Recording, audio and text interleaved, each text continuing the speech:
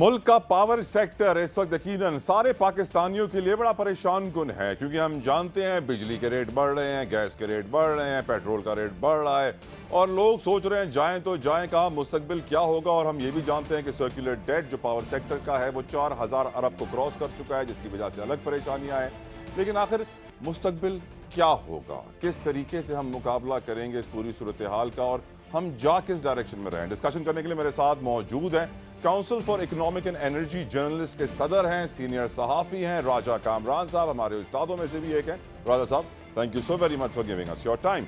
मेरा पहला सवाल जो आपसे है कि इस वक्त जो चोरी के खिलाफ एक्शन हो रहा है, जो कहा जा रहा है कि डिस्ट्रीब्यूशन और लाइन लॉसेस ख़त्म किए जाएंगे चंद दिनों में, कहा जा रहा है 1000 से लेस्को ने सिर्फ 1061 लोगों को पकड़ा है, जिसमें सियासतदान भी हैं, असर और रसूख रखने वाले नवाब भी हैं, सरदार भी हैं।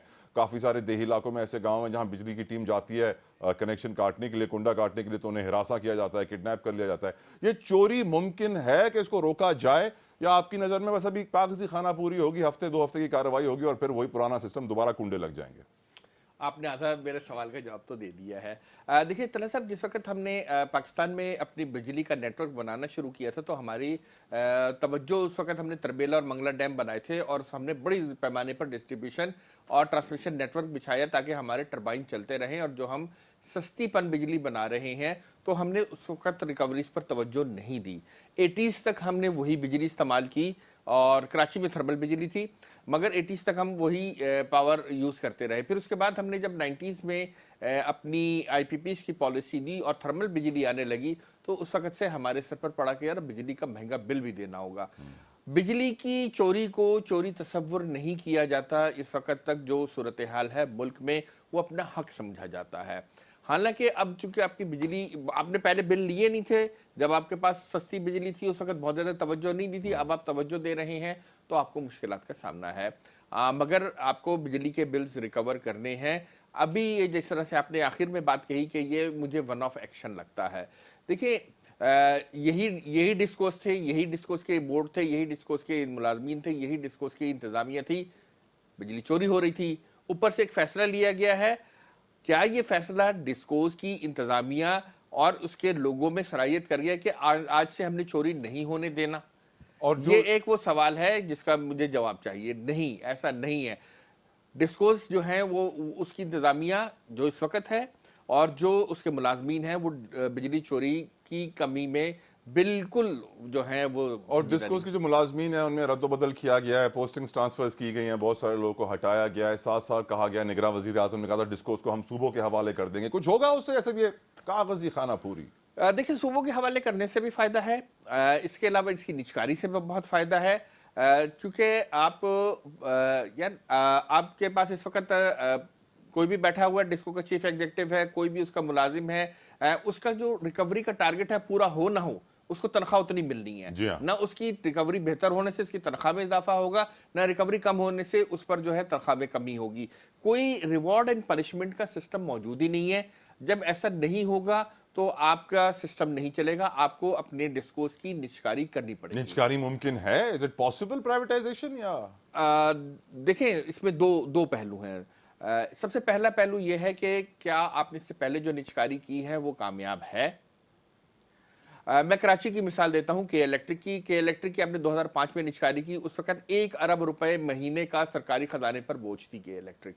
आज जो है के इलेक्ट्रिक को पिछले साल 40 अरब का नुकसान हुआ है, वो सारा का सारा जो है हुकूमत के बजट में नहीं आया, वो सारा का सारा उसके जो है पेड अप कैपिटल से डिटेक्ट हुआ है।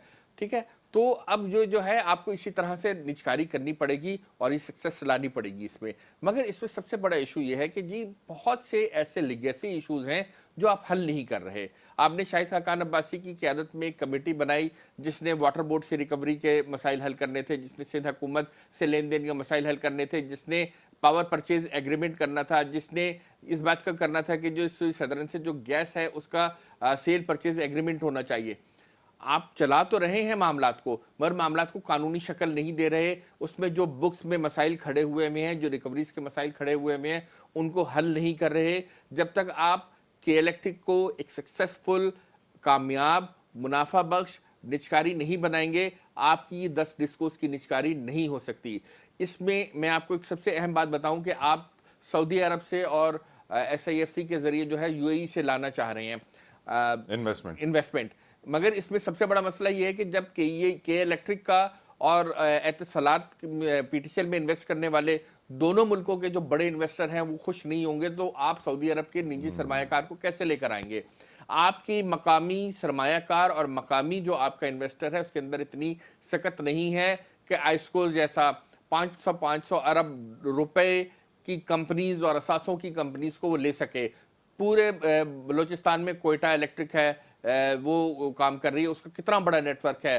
फिर इसके बाद आप आइए मुल्तान, गुजरांवाला, फैसलाबाद, कि इतनी बड़ी बड़ी और इतनी ह्यूज कंपनीज हैं, इनके इतने बड़े टर्नओवर हैं कि उसको पाकिस्तान के जो इन्वेस्टर्स हैं उनकी एबिलिटी नहीं। आपको फॉरेन इन्वेस्टर लगाना है, फॉरेन इन्वेस्टर लाने के लिए आपको फॉरेन इन्वेस्टर जो मौजूद हैं उनके मसाइल को हल करना होगा, कॉन्फिडेंस बढ़ाना होगा। सर, आपकी जो तंजीम है council for economic and energy journalist, उसमें यकीनन आप मईशत के ऊपर और पावर सेक्टर के ऊपर बड़ी तवज्जो देते हैं।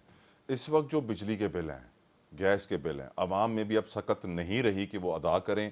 आज की अखबार में खबर लगी हुई है कि नेपरा ने 29% हाइड्रो इलेक्ट्रिक पावर जनरेशन का टैरिफ बढ़ाने की मंजूरी दे दी है, 29%, जिससे कोई 155 अरब का बोझ अवाम पे पड़ेगा मजीद सार्फिन के ऊपर।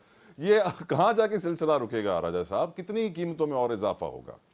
देखिए, सबसे अहम बात यह है तलहा कि हमारे पास ज़्यादातर जो बिजली है वो थर्मल पावर है जो बेस लोड कहलाती है। हमारे पास पूरा साल जो है पन बिजली दस्तयाब नहीं होती है। जब गर्मियों में ग्लेशियर पिघलते हैं, दरियाओं में सैलाब की सूरत हाल बनती है तो हमारे डैम्स में पानी आता है, सर्दियों में वो बिजली हमें दस्तयाब नहीं होती। तो हमें एक थर्मल पावर का बेस लोड बनाना ज़रूरी होता है, जो कि हमने इस वक्त बनाया हुआ है।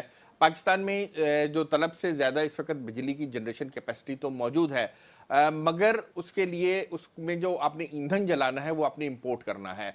आपका रुपी बतदरीज और बहुत तेज़ी से डी वैल्यू हो रहा है। रुपी जितना डी वैल्यू होगा, आपने जो इन्वेस्टर्स के साथ मुआहदे किए हुए हैं, IPP से मुआहदे किए हुए हैं, वो डॉलर टर्म में किए हुए हैं, तो आपको उनकी कैपेसिटी चार्जेस डॉलर टर्म में देने पड़ते हैं। अब आप पूछेंगे कि डॉलर टर्म में क्यों मुआहदे किए हुए हैं? कि हमारे बैंकिंग सेक्टर में ये सकत नहीं है कि वो IPPs के $1 बिलियन का मंसूबा या $2 बिलियन का मंसूबा वो फाइनेंस कर सके, तो फिर इंटरनेशनल फाइनेंसिंग ली जाती है। आप उससे बिजली खरीदें या ना खरीदें, उसने तो अपने इन्वेस्टर को और अपने जो कर्ज देने वाले हैं उसको तो अदायगी करनी है, तो वो फिर अदायगी की करनी पड़ती है। और उस जो रुपी डी वैल्यू होता है उससे आपके दो मसले पड़ते हैं। आपका जो कैपेसिटी चार्जेस हैं वो आप पे पड़ते हैं, और दूसरा ये है कि आपके ऊपर जो है ईंधन महंगा होने लगता है, क्योंकि हमारा फर्नेस ऑयल हो या RLNG हो, इन दोनों की इंपोर्ट में हमें जो है मसाइल हैं, और ये दोनों जो है हमें इंपोर्ट करने पड़ते हैं, जिसकी वजह से हमें मुबादला इस्तेमाल होता है और बिजली महंगी। राजा, इंपोर्ट के तो मसाइल हैं, पर स्मगल हम आसानी से कर सकते हैं बहुत सारी चीज़ें। और जिस तरह बिजली चोरों को पकड़ा जा रहा है, तो देर आयत दुरुस्त आयत, बेटर लेट देन नेवर। ईरानी तेल की स्मगलिंग भी अब पकड़ी जा रही है और डेटा भी सामने आया, वज़ीर आज़म हाउस में जमा कराया गया है। तो यकीनन आपको लगता है कि ये सही हो रहा है? और क्या हमें ये नहीं चाहिए था कि ईरानी तेल को अपने पावर प्लांट्स तक पहुंचाते, ताकि सस्ता तेल पहुंचता और सस्ती बिजली बनती? क्या आपको लगता है कि ये भी कागजी कार्रवाई है, 2-4 दिन की बात है, फिर वही स्मगलिंग दोबारा शुरू हो जाएगी, या फिर परमानेंट स्टॉप कर दिया जाएगा, इसको फुल स्टॉप लगा दिया जाएगा? देखिए, आप ये बात तो कह रहे हैं कि ईरानी तेल आ रहा है, इसकी जो स्मगलिंग कर रहे हैं, इसके अलावा और भी बहुत कुछ आ रहा है ईरान से, अफगानिस्तान से भी आ रहा है।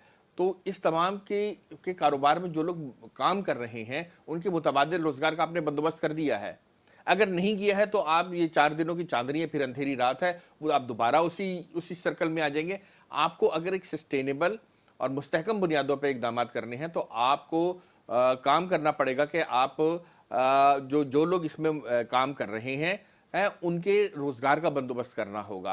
आपको जो अब बॉर्डर से लेके सखर तक और यहाँ हब तक जो है, ऐसी एक एम्प्लॉयमेंट अपॉर्चुनिटीज क्रिएट करनी होगी कि लोग स्मगलिंग के बजाय अपनी जो है मुलाजमत के जरिए, कारोबार के जरिए, जो लीगल कारोबार है उसके लिए काम करें। जैसे बहुत अच्छा इनिशिएटिव ईरान के साथ लिया गया है, बॉर्डर मार्केट बना दी गई है।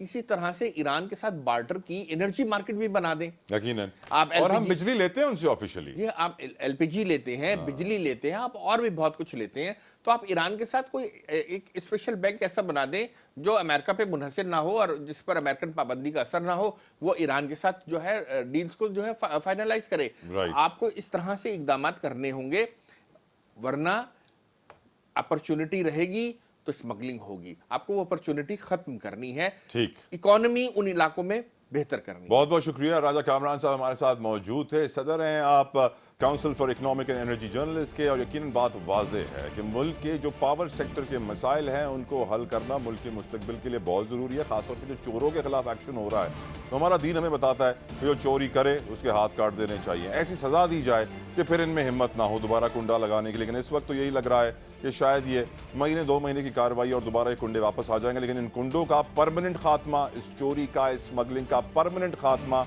मुल्क के मुआशी मुस्तकबिल के लिए बहुत ज़रूरी है। तला जदी को इजाज़त दीजिए, कल फिर आपसे मुलाकात होगी। अंटिल नेक्स्ट टाइम, अल्लाह हाफ़िज़।